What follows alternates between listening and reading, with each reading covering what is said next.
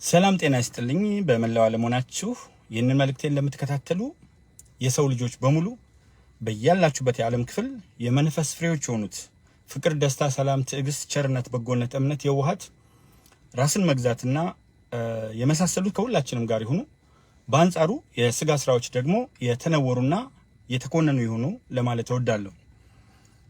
ዛሬ ይህን ርዕስ ያነሳውበት ምክንያት አንደኛ ወቅታዊ መሆኑ ሲሆን በዋናነት ግን የውይይት ባህል አለመዳበሩ፣ በንግግር አለማመናችን፣ የሆነ አይነት ነገር ተሰርቶ ያ ነገር ትክክል ነው ወይስ ትክክል አይደለም የሚለውን ሐሳብ ስታቀርብ የኔ ወገን ተነካ፣ የኔ ቡድን ተነካ በሚል ስሜት በበላበት ይጮሃል እንደሚባለው ከመጮህ ባለፈ ለማስረዳትና በአግባቡ ነገሮችን ለመተንተን ፈቃደኛ አለመሆናችን ሁልጊዜ ያሳዝነኛል። የትኛውም ሐሳብ ሲነሳ የሚነሳው ሐሳብ ሀገር ሊያፈርስ ነው ወይስ ሀገር ሊገነባ ነው? የዚህኛው ኢንቴንሽን ወይም ፍላጎት ምንድን ነው? ከዚህ ንግግር በስተጀርባ ያለው ነገር ምንድን ነው የሚለውን ማየት ያስችላል። ለምሳሌ አሁን የተወካዮች ምክር ቤት በየጊዜው እየተሰበሰበ የአዋጅ ማሻሻያ እያለ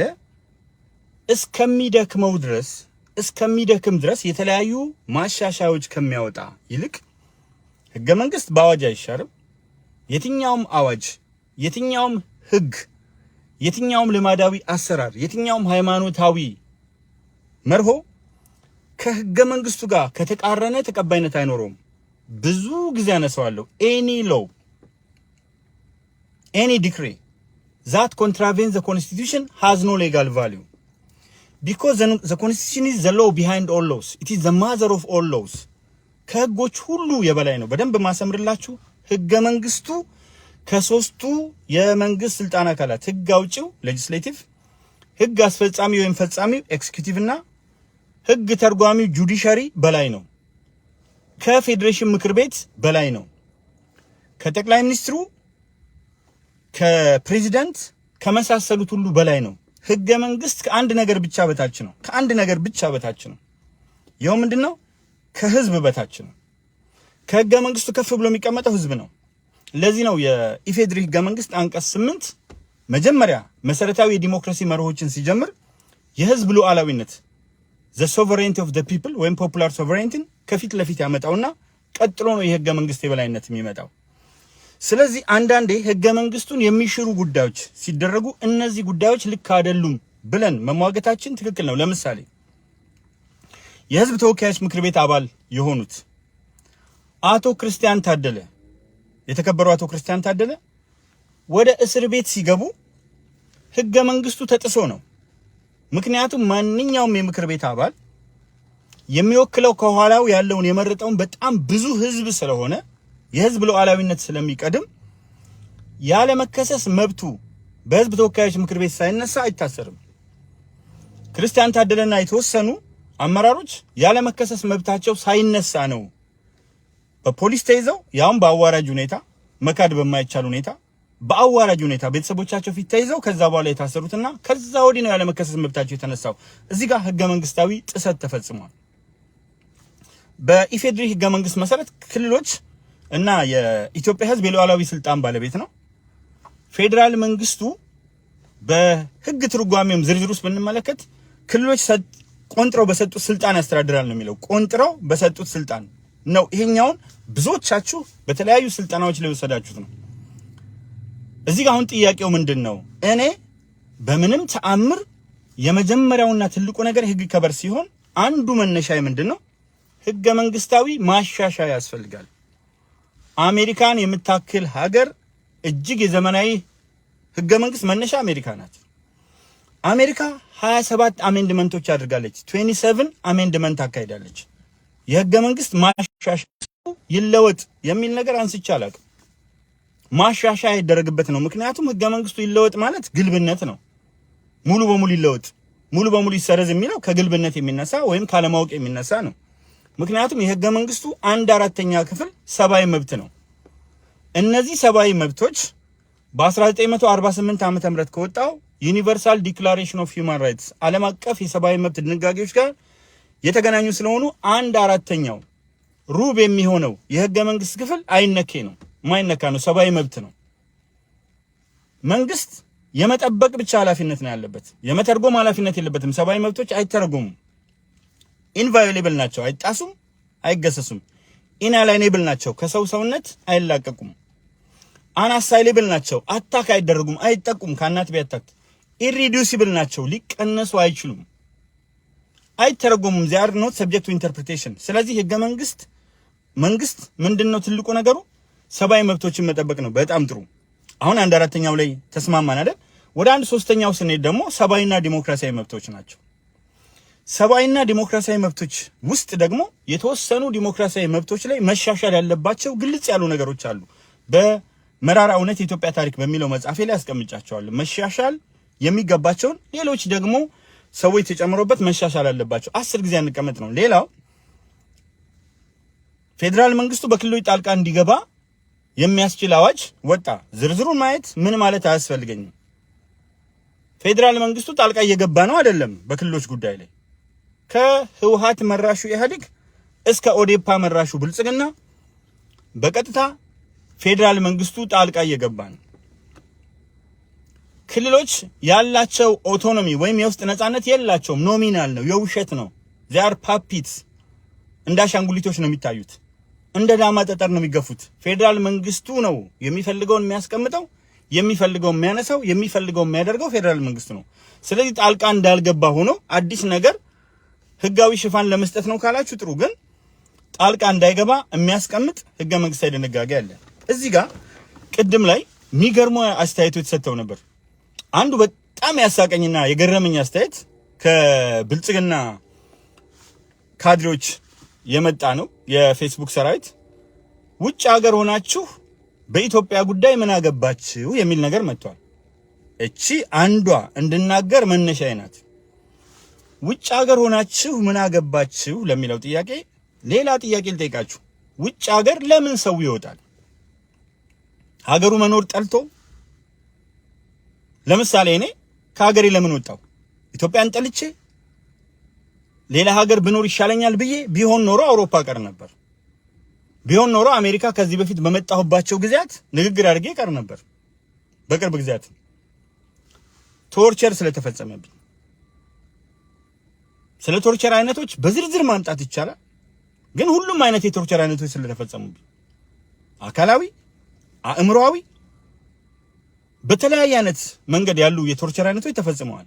ስለዚህ ፈልገን አልወጣንም። አንድ ሁለተኛ፣ ውጪ የተቀመጠ ሰው ፖለቲካ አያገባውም ከተባለ የውጭ ጉዳይ ፖሊሲ መሻሻል አለበት። ውጭ ሀገር ያሉ ዜጎች ዲያስፖራዎችን በማሳተፍ ዙሪያ ዲያስፖራዎችን መጥቶ ማወያየት ስለ ሀገራቸው ጉዳይ ስለማያገባቸው ኤምባሲው ዲያስፖራውን የማነጋገር መብት የለውም ማለት ነው። እና በጣም የሚገርመው ነገር ጊዜ ሰጠን ብሎ ትናንትና ይሄንን ስትሉ የነበራችሁ ሰዎች በሚገርም ሁኔታ ወንድማችን ጀዋር ውጭ ሀገር ሆኖ ሲታገል፣ የተለያዩ ሰዎች ውጭ ሀገር ሆኖ ሲታገሉ ስደግፉና ስታጨበጭቡ የነበራችሁ ሰዎች ዛሬ ዞሮ በምትበሉበት ስለሆነ ትናንት ያላችሁትን ሽራችሁ አያገባችሁም። ስለ ሀገሬ ጉዳይ በሚገባ ያገባኛል። ሀገሬ በማንኛውም ጊዜ ሀገሬ ናት።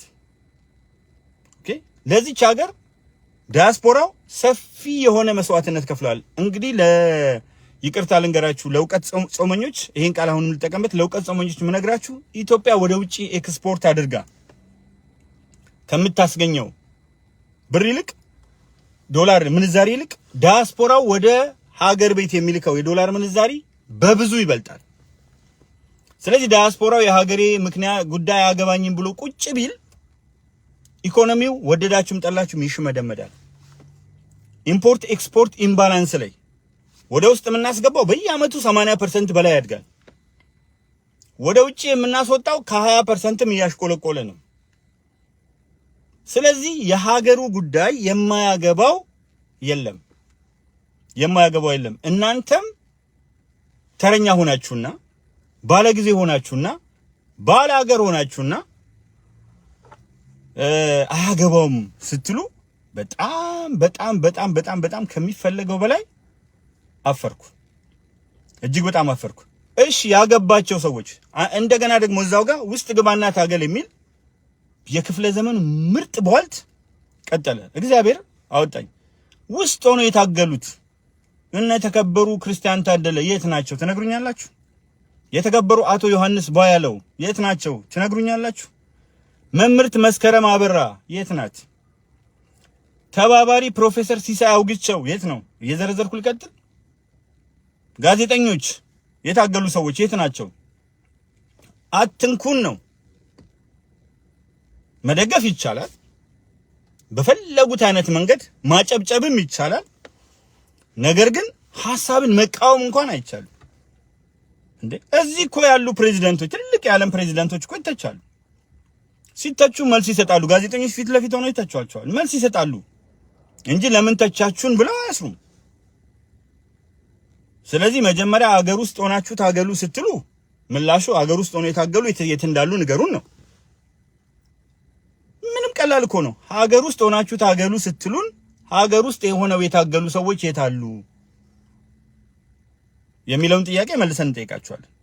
ሁለተኛ ስለ ሀገር ውጭ ያለው ሰው ማያገባው ከሆነ ውጭ ሀገር ያሉት ኤምባሲዎች ባለሀብት፣ የውጭ ሀገር ባለሀብት በራሳቸው ብቻ ይፈልጉ፣ የዲያስፖራውን አቅም አይጠቀሙ፣ ዲያስፖራውን አያወያዩ፣ ከዲያስፖራው ምንም ነገር አይቀበሉ።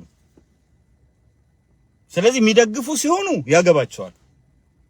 ሐሳብን የሚቃወሙ ሲሆኑ ሀገር ለማፍረስ አይደለም። እነዚህ ሐሳቦችን ከምታረጉ የኔ መነሻ ህገ መንግስታዊ ማሻሻያ የሚል ነው። መጨረሻ ላይ እንደውም በኤዲቲንግ ጽፌው ነበር፣ ኤዲት አድርጌ ጽፌው ነበር።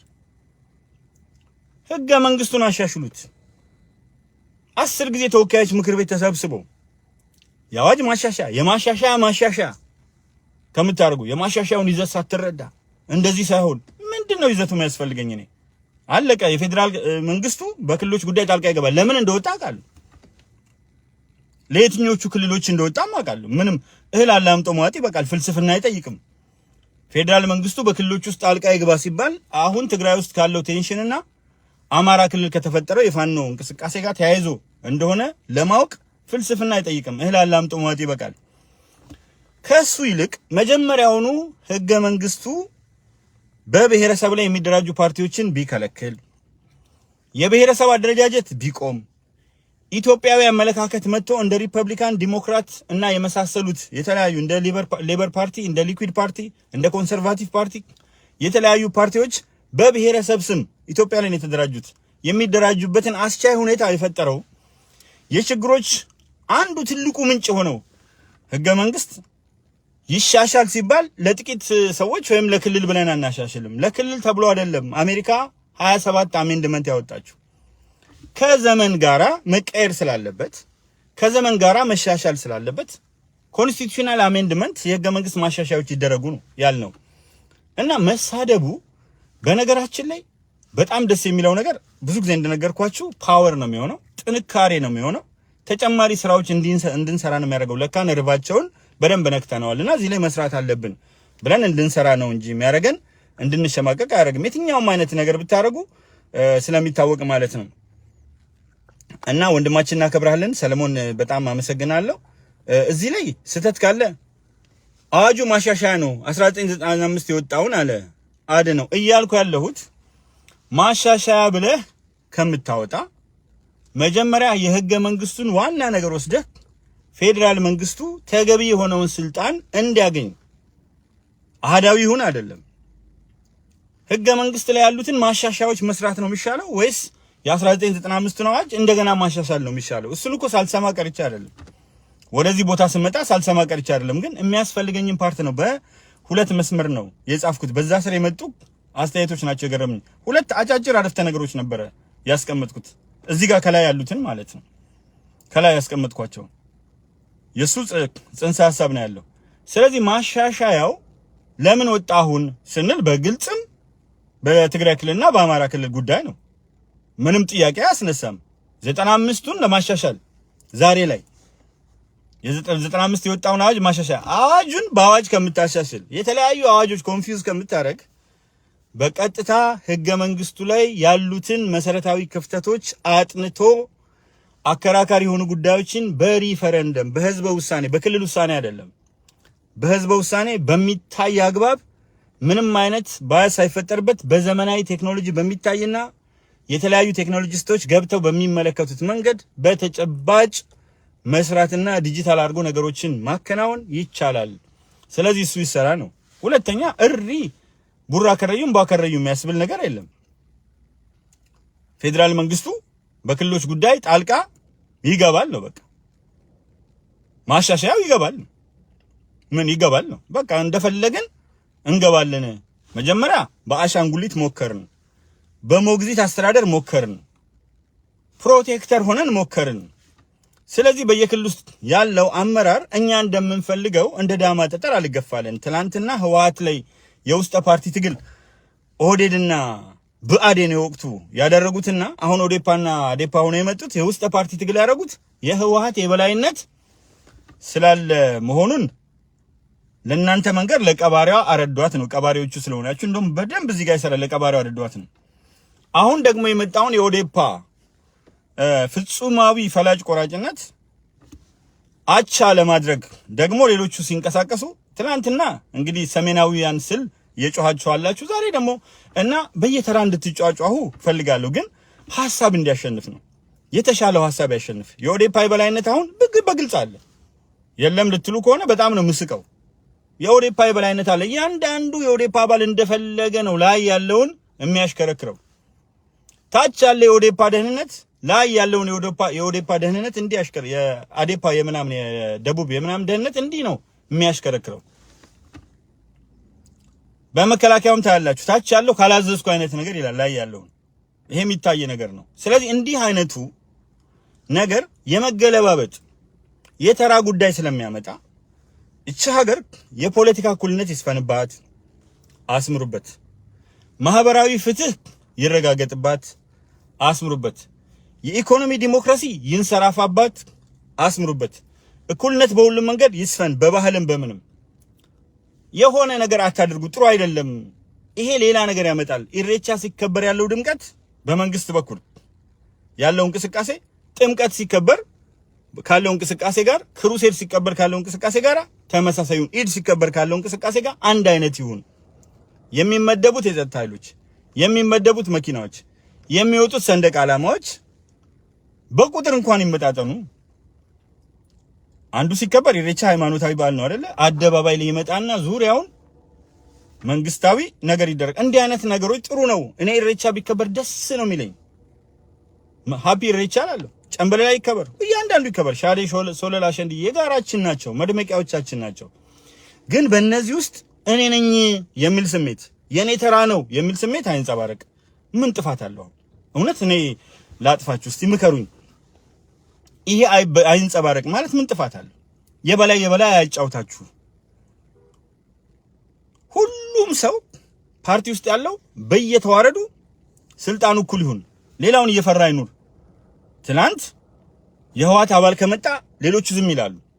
እንደገና ህወሓት ውስጥ ራሱ አድዋ ከመጣ ሌሎቹ ዝም ይላሉ። እንደውም አንድ ቀልድ የሚቀልዳል። አንድ አድዋ ተቀምጧል፣ ከኋላ አላዩትም እና ይቀልዳሉ። ሌሎቹ እየቀለዱ እያለ አድዋ ደግሞ ሰው ነው ይላል አንዱ ይናደድና፣ አድዋ ሰው ነው በትክክል ምንም ጥያቄ የለውም።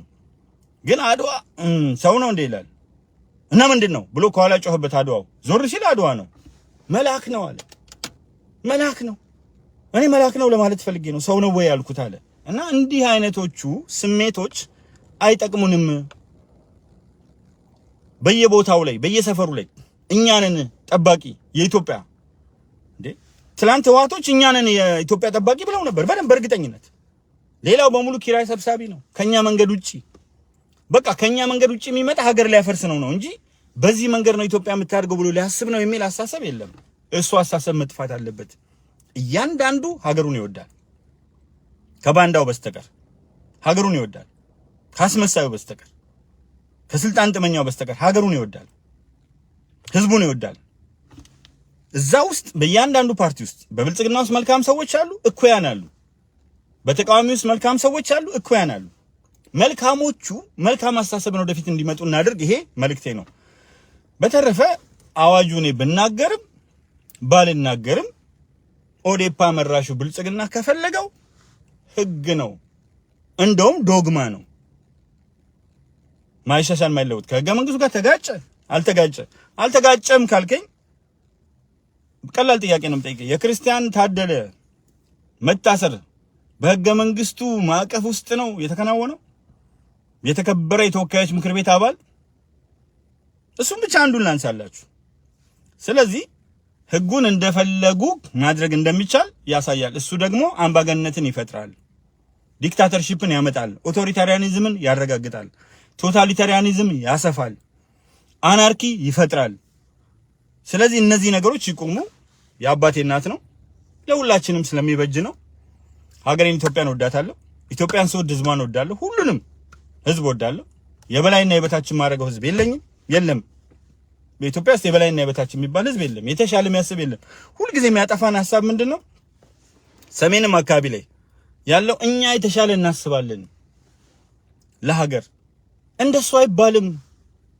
ሁሉም ለሀገሩ ይቆረቆራል። እያንዳንዳችን ወላጆቻችን ለሀገር ዋጋ ከፍለዋል። በጋራ ሆነው እነሱ ወድቀዋል። እነሱ እኮ አልተቸገሩም። ለመስዋዕትነት በጋራ ወደቁ። ለመስዋዕትነት እኮ አብሮ መሆን አልተቸገሩም። እኛ ግን ለፍቅር ነው እኮ አብሮ መሆን የቸገረን። እነሱ ለመስዋዕትነት ለሀገር ለመሞት አብረው ለመሆን አልተቸገሩም። ውሃ ተቃምሰው፣ ቆሎ ተጎራርሰው፣ በሶ አንተ ልቅደም እኔ ልቅደም ብሎ የራሱን ልብስ ቀዶ ሌላው ራፊ አድርጎ ሎጂስቲክስ በሌለበት ነው ሀገር ያቆዩት። እነሱ ልጃቸውን ልጅን ለልጄ ብለው ለመስጠት አልሰነፉም፣ አልቦዘኑም። እኛ ምን ነው ፍቅርን አጣን ነው የኔ ጥያቄ እንጂ አንዱ ከላይ ሌላው ከታች እንዲሆን ፍላጎት የለኝም። ሁሉም እኩል ይሁን። በምን ይወዳደር? በብቃቱ በችሎታው ይወዳደር። ከዛ በኋላ ደግሞ በየጊዜው ወደ እንትን አይምጣ ነው እና ማሻሻያ ነው ብለኛል። እንግዲህ እኮ ማሻሻያ ነው የሚለው አለ ተቀምጧል። እና እኔ በጣም ነው ማዝ ነው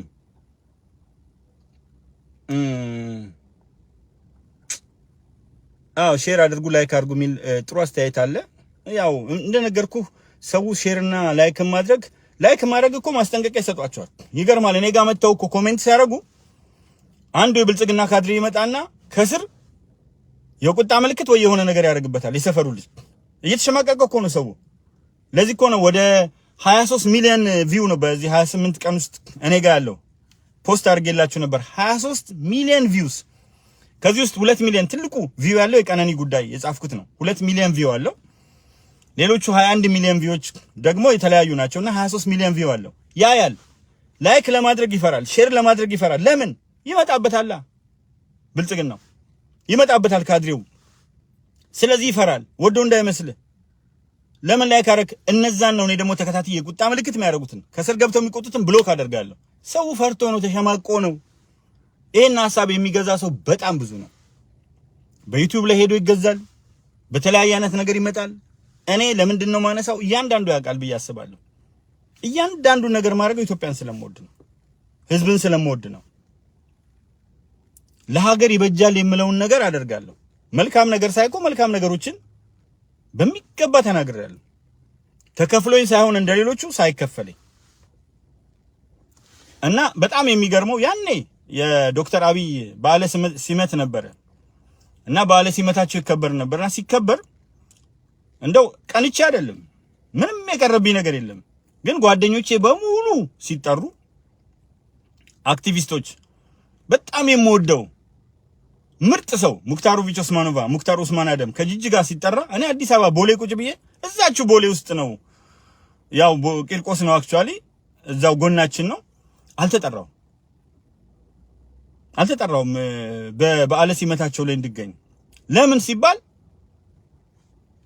በጣም ነው የሚገርመው፣ እጅግ በጣም ነው የሚደንቀው። እኔ ስላልሆነ ምንም ነገር አይመስለኝም። መከላከያው ልኑርም አልኖርም መከላከያው ጋር የተለያዩ አይነት ነገሮች እንደነበሩን ታስታውሳላችሁ። የመከላከያ መጽሐፍ የተካደው ሰሜን ዕዝ እንትን ሲል የመጽሐፉን ግምገማ እንድሰራ የተሰጠኝ ለኔ ነው። በተለያየ ቦታ ከመከላከያ ጋር ነበርኩ። የተለያየ ነገር ነበር። መጨረሻ ላይ እኔ ምን ይቀርብኛል? የመከላከያ የክብር አባል ሲባል በሌሉበት ብሎ መስጠት ይቻል ነበር። አልነካዋቸው። ግን የክብር አባልም አልሆንም። የሚቀርብኝ ነገር የለም። እኔ እንዲሁ ለማሳየት ብዬ ነው። እኔ የሚቀርብኝ ነገር የለም፣ ምንም አይቀርብኝም። ይልቁኑ ላደረኩት አስተዋጽኦ የተረፈኝ ምን እንደሆነ የኢትዮጵያ ህዝብ በሙሉ ያውቀዋል፣ እነሱም ያውቁታል። አሁንም እየተከተሉ ደግሞ ብቻ ተውት። እግዚአብሔር ሀገራችን ኢትዮጵያን ሰላም ያደርግልን። መልካምና ቀና ልቦናን እግዚአብሔር ያድለን። አመሰግናለሁ። አሁን ልክ እዚህ 6 ሰዓት ከ8 ደቂቃ ነው። ቀትር ነው። አሁን ፀሐይ ነው። በጣም አደገኛ የሆነ ፀሐይ አለ። አዙሬ ባሳያችሁ የአሜሪካ አየር ደስ ነው የሚለው እና በጣም ፀሐይ አለ። ይሄውላችሁ እንዲህ በቃ ደስ የሚል ሰማይ፣ ደስ የሚል ፀሐይ ነው ያለው። በዚህ ሀገር አቆጣጠር 12 ሰዓት ከ9 ሰዓት ነው ከ9 ደቂቃ ነው የሚባለው። 12 ሰዓት ከ9 ደቂቃ ነው የሚባለው። ኢትዮጵያ ቢሆን ግን 6 ሰዓት ከ9 ወይም 6 ሰዓት ከ10 የምንለው ሰዓት ላይ ነው አሁን ያለ ነው። እንግዲህ እናንተ አካባቢ ደግሞ መሽቷል። ኢትዮጵያ ያላችሁ ሌሎች እንደነገርኳችሁ ያው እንዲሁ እንድትሉት ነው። 5 ሰዓት ያሉ አሉ፣ 4 ሰዓት ያሉ አሉ። አሁን ከጠዋቱ 3 ሰዓት ከ10 የሆነባቸውም እዚሁ አሜሪካ ውስጥ አሉ። ከጠዋቱ 3 ሰዓት ከ10፣ 4 ከ10፣ 5 ከ10 እና 6 ከ10 ናቸው ዋናዎቹ ታይም ዞኖች። እነዚህ 4 ውስጥ ነው የሚገኙት። እንግዲህ ኢትዮጵያ ደግሞ አጋጣሚ ሆኖ አንድ ታይም ዞን ውስጥ ነው ያለነው። እኩል ይነጋል፣ እኩል ይመሻል እና ምን አለበት እኩል ብንበላ፣ እኩል ብንሆን፣ እኩል የሚመሽባት፣ እኩል የሚነጋባት ሀገር ደስ የምትል ምን አለበት እኩል ብናደርጋት? ጥያቄ ነው። ለምትሰድቡኝ ልቦና ይስጣችሁ።